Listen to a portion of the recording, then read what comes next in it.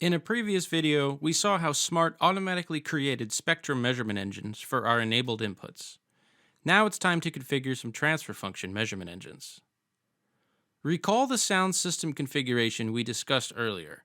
By configuring different transfer function measurements, we can isolate and measure the response of different parts of the signal chain. For example, let's say we want to measure the response of the mixing console. To do that, we can configure a transfer function measurement that uses the mixer's output as a measurement signal and compares that against the generator loopback as a reference signal. We can quickly create a new transfer function measurement engine by clicking New TF on the command bar, or by choosing New TF from the config menu.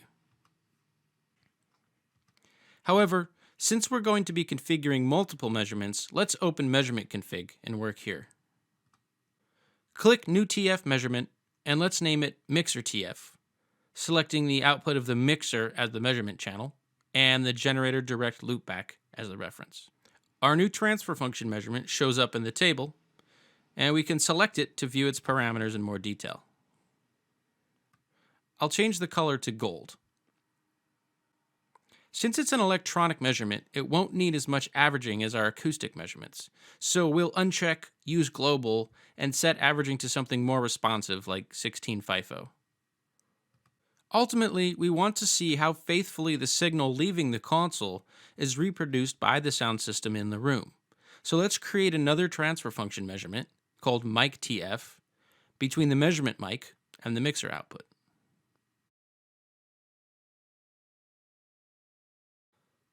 A transfer function measurement called room TF between the mic and the DSP output will show the response of the sound system and the room. In other words, this is what we would try to use the DSP to address. We can isolate and measure the response of the DSP by making a transfer function measurement between the DSP's output and its input, which is fed by the mixer. I want this one to be green and use 16 FIFO averaging as well.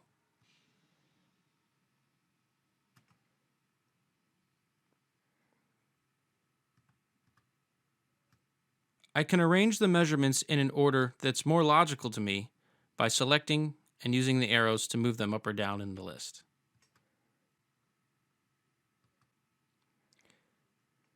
If I then switch over to transfer function view by pressing transfer in the control bar or pressing the T key on the keyboard, I can see my newly created transfer function measurement engines in the control bar.